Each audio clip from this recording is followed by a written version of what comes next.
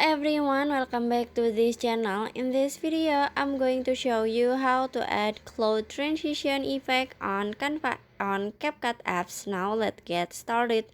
First, after you open your CapCut apps and add the video that you want to edit, if you wanna add cloud transition effect, so you just click on a box white icon, this one, click on it. And after this, you can click on the effect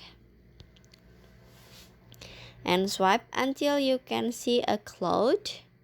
This is the cloud transition effect, so you just click on it. And after this, you can swipe this icon to left or right for set the transition and after this, you can click on apply to all for add the cloud effect to all videos. And after this, you can click on check icon in here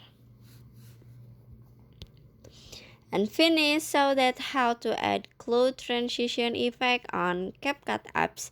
I hope you found this video to be helpful. If you enjoyed the content, please consider like, comment, and subscribe down below. Bye bye.